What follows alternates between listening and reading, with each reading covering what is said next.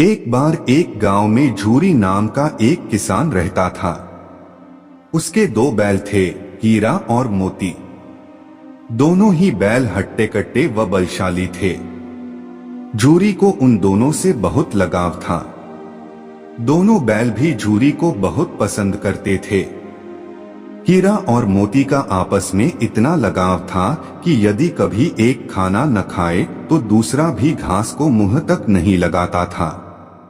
एक दिन की बात है, झूरी की पत्नी का भाई गया दोनों बैलों को अपने साथ ले गया। दोनों बैल इस बात से हैरान थे कि उन्हें गया के हवाले क्यों किया गया है। शाम होने तक दोनों नए घर व नए लोगों के बीच में थे, लेकिन उन्हें वहां सब बेगाना लग रहा था। रात को जब सभी सो रहे थे तो दोनों रस्सी तोड़कर झूरी के यहाँ भाग खड़े हुए। सुबह सवेरे ही जब झूरी ने उन्हें अपने यहाँ देखा तो दौड़कर गले से लगा लिया। ये सब देखकर झूरी की पत्नी बिल्कुल खुश नहीं थी। उसने दोनों को खूब खरी खोटी सुनाई और यह निश्चय किया कि दोनों को खाने में केवल सूखा भूसा ही मिलेगा। अगले दिन गया फिर आकर दोनों बैलों को अपने साथ ले गया। गया पिछले कल की घटना से बेहद क्रोधित था, इसलिए उसने वहां भी दोनों को खाने के लिए सूखा भूसा ही दिया। किसी तरह रात कटी और सुबह दोनों को हल जोतने के लिए खेतों में ले जाया गया।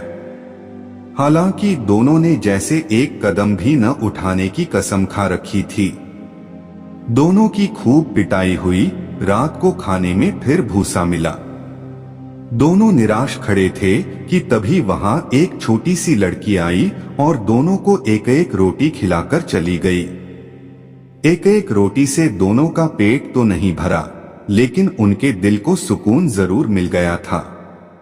पता चला कि उस लड़की की सगी माँ के मरने के बाद वह सौतेली माँ के पास रहती थी। उसकी सौतेली माँ उसे मारती रहती थी।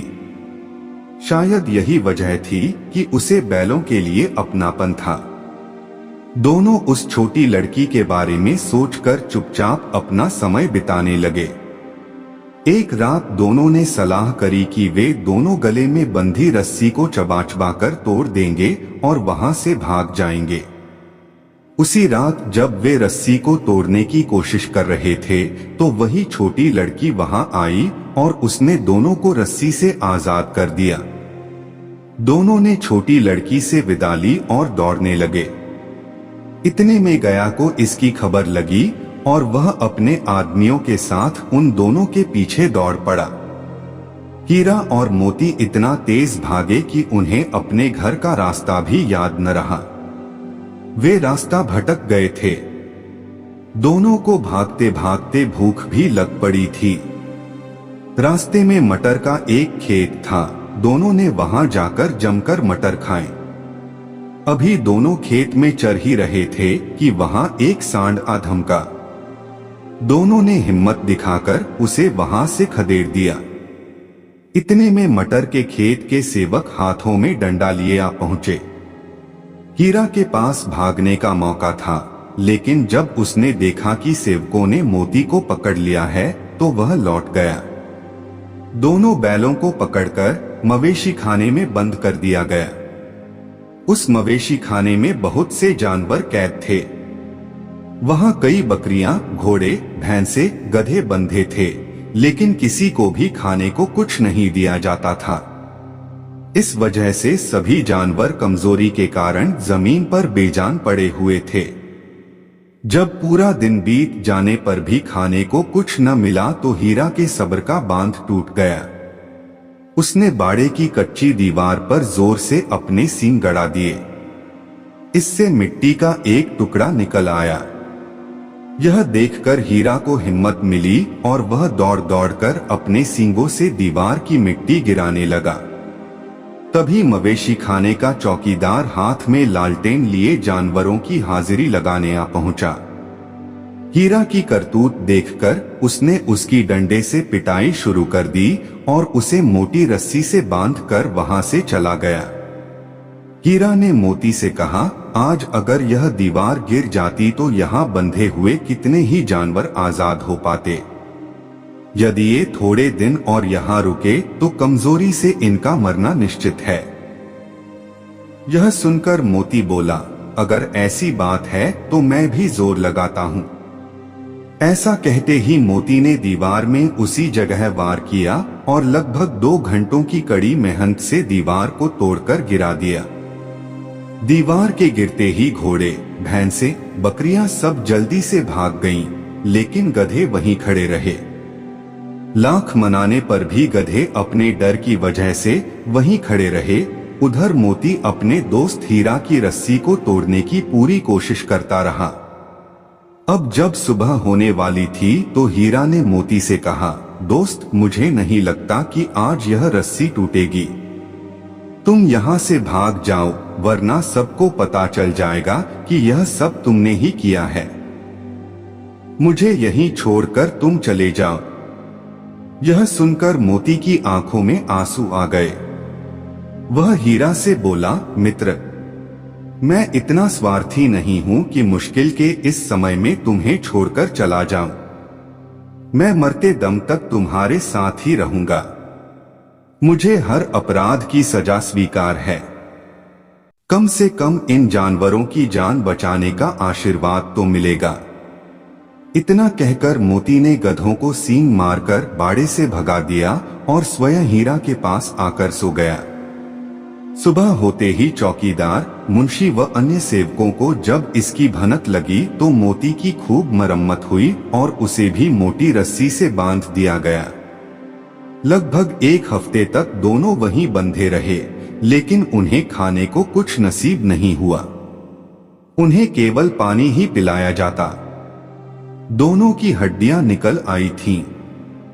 एक दिन बाड़े के सामने उनकी नीलामी शुरू हुई, लेकिन वो दोनों इतने कमजोर थे कि उन्हें खरीदने के लिए कोई तैयार नहीं था। तभी एक आदमी सामने आया और दोनों बैलों को टटोलने लगा। मुंशी से कुछ मोल भाव करने के बाद वह उन दोनों को लेकर चल पड़ा। दोनों बैलों की नीलामी हो चुकी थी। हीरा और मोती दोनों डरे हुए थे। उनसे चला भी नहीं जा रहा था, लेकिन डंडे के डर से बेचारे उस आदमी के साथ साथ चलने लगे। सहसा दोनों को महसूस हुआ कि यह वही रास्ता है जहां से गया उन्हें ले गया था।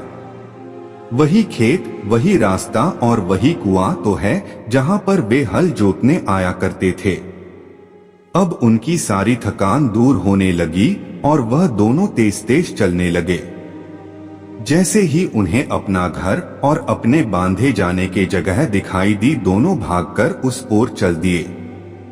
द्वार पर झूरी बैठा हुआ था। जैसे ही उसने दोनों बैलों को देखा, उसने उन्हें गले लगा लिया। दोनों बैलों की आंखों में आंसू आ गए। तभी वह आदमी वहां बैलों के पीछे पीछे पहुंच गया और उसने दोनों बैलों की रस्सियां पकड़ ली। झूरी बोला, ये मेरे बैल हैं। आदमी ने कहा, मैंने इन्हें मवेशी खाने की नीलामी से खरीदा है। झूरी तपाक से बोला, मेरे बैलों को बेचने का हक किसी को नहीं है। अगर मैं इन्हें बेचूंगा तभी ये बिकेंगे। आदमी ने जवाब दिया, मैं थाने में जाकर रपट दर्ज करवाता हूं। झूरी बोला, ये मेरे बैल हैं। इसका सबसे बड़ा सबूत यह है कि यह मेरे द्वार में खड़े हैं। फिर उस आदमी ने आप देखा न ताव और बैलों को अपनी ओर खींचने लगा। तब दोनों बैलों ने भी उसे अपने सींगों से खदेड़ दिया और गांव से दूर भगा दिया। इतनी देर में दोनों बैलों के लिए भूसा, दाना और चारा भर दिया गया। हीरा और मोती दोनों मिलकर चारा खाने लगे। झूरी साथ में खड़ा उन्हें सहला रहा था। तभी झूरी की पत्नी भी अंदर से आई और उसने दोनों बैलों के माथे चूम लिए और खूब प्यार दिया।